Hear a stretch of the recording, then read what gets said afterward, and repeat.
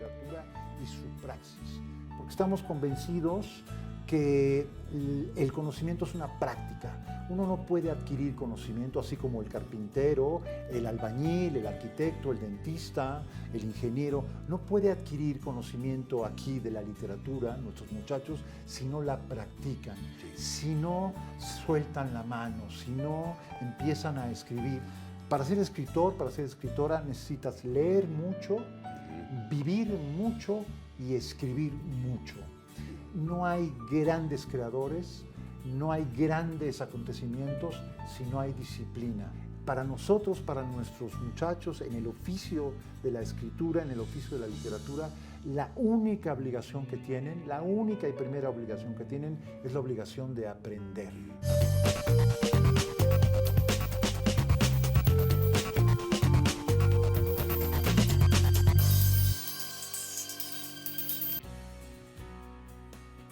¿Qué se requiere para ser un buen escritor? ¿Cuál es la importancia de la literatura en nuestro país, en nuestra sociedad? ¿Puede ser la escritura un fundamento importante en este nuevo México? Me queda claro que todas estas preguntas son complejas y que de ninguna manera son algo fácil de responder para nadie. Pero si queremos indagar en la importancia de los escritores y las letras en nuestro país, debemos acercarnos a los expertos, a los maestros que todos los días se adentran en la batalla para fomentar y forjar el talento literario. Y para esto, nadie mejor, aquí y ahora, que el poeta Arturo Córdoba Just, con quien buscaré descifrar el papel que juega la literatura y los hombres y mujeres de letras en este nuevo México. A quien queremos que lleguen. Mi querido poeta, me gustó eso que dijiste de las recomendaciones y ahora me quedo con una de ellas. Vivan mucho, ¿sí? Porque yo creo que lo que sale a veces como torrente, pues, de vivencias, un escritor debe ser un gran observador de su realidad, ¿sí? Dices una cosa Debe de increíble. vivirla intensamente, no es cualquier Sí. persona, ¿no? La arquitectura de la obra y todo eso, pues viene después, la práctica, pero el sentido inicial pasional, Sí. esa actitud a veces innata en el escritor, Sí. pues solamente las dan las lecciones de vida, ¿no?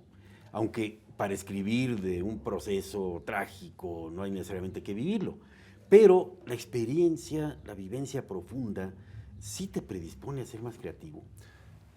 Mira, el hecho de hacer submarinismo en nuestros sentimientos, en nuestros fracasos o en nuestras heridas, no te hace escritor. No Ya. hace escritores. El submarinismo emocional no hace grandes creadores.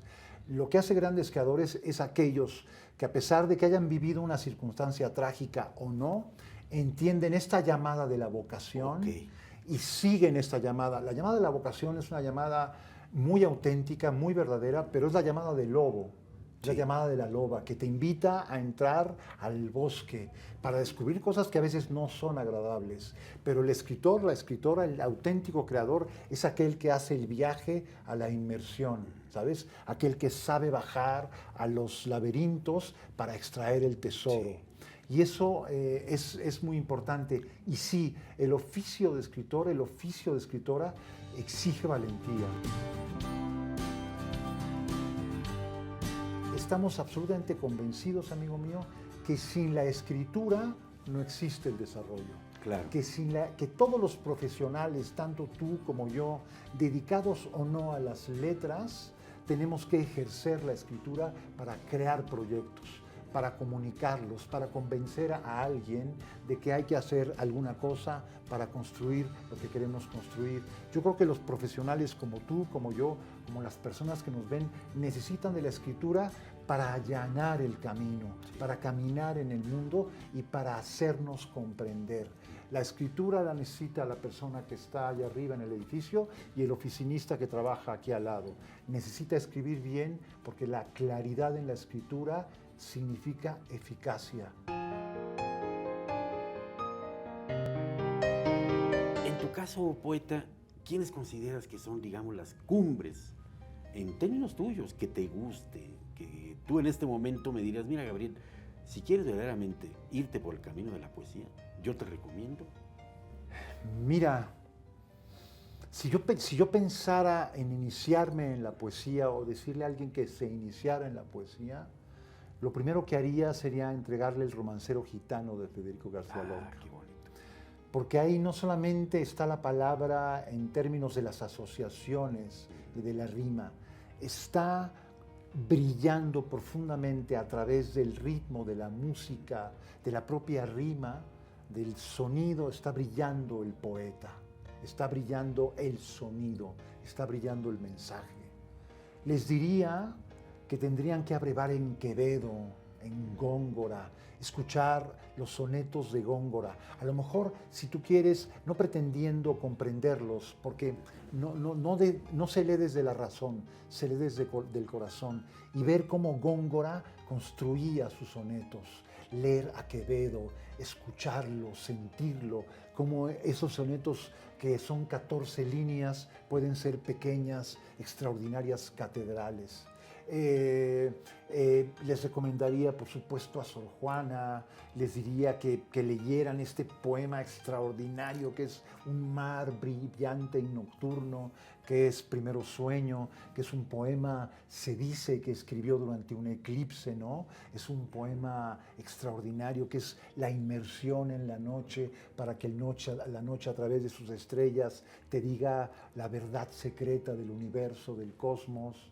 Les diría que leyeran novelas, que abrevaran en Flaubert, en Balzac, que leyeran a Stendhal, que leyeran a Gorky, que leyeran a Alexander Dumas, que leyeran a Sartre, a Camus, que leyeran además con pasión a, no sé, al propio Flaubert, la educación sentimental.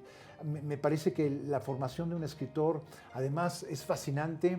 Estas elecciones, les diría, si vas a leer un escritor o una escritora, léelo completo.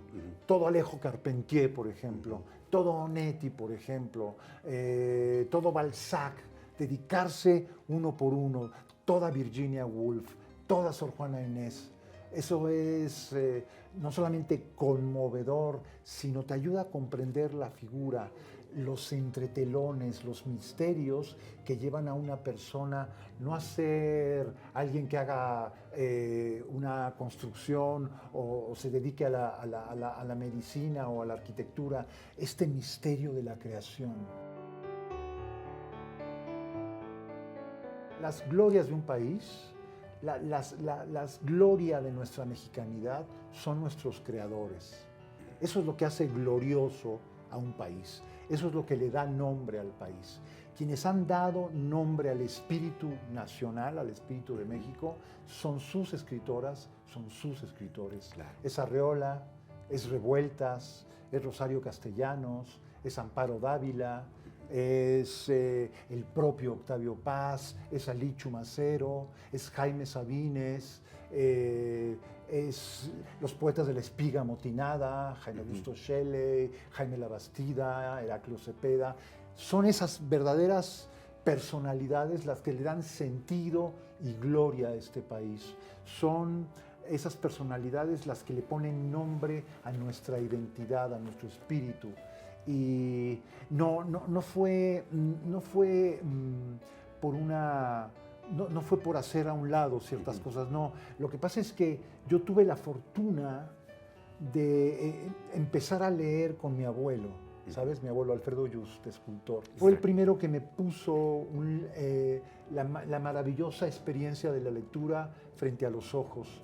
Y yo leí con él, tuve el privilegio de ser acompañado por él, y con él leí una magnífica, gloriosa, extraordinaria colección que se llamaba El Tesoro de la Juventud. Claro. Una enciclopedia de 1920 y tantos. Y qué bueno que en las casas en México menudeaba esa. Sí, ¿no? Sí. Y en esa enciclopedia que me mostró, enseñó y caminé con mi abuelo, descubrí los secretos de cierto tipo de ciencias, descubrí que había gnomos, valquirias en los cuentos, descubrí que existía la aventura de viajar a la luna, ¿sabes?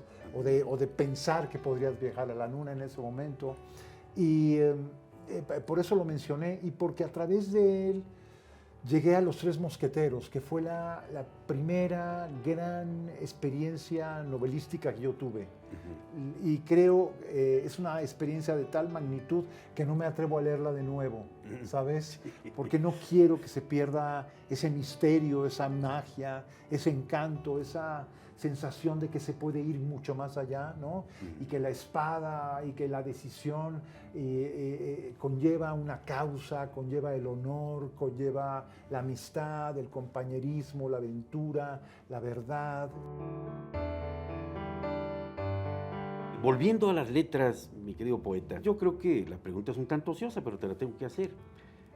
¿Le ves buen futuro a la literatura en México? La literatura en México está gozando de plena salud. Hay muy buenos escritores, hay mucho talento en este país. Y lo que nos hace falta, lo que es realmente algo impostergable, es la necesidad de desarrollar ese talento, que vaya mucho más allá de nosotros, Claro. que vaya mucho más allá de las expectativas. Hay que vencer el miedo a la expresión, hay que vencer el miedo a la literatura. Por supuesto que la garantía es el conocimiento, pero yo creo que la verdadera garantía de una persona es desarrollar aquello por lo que está apasionado.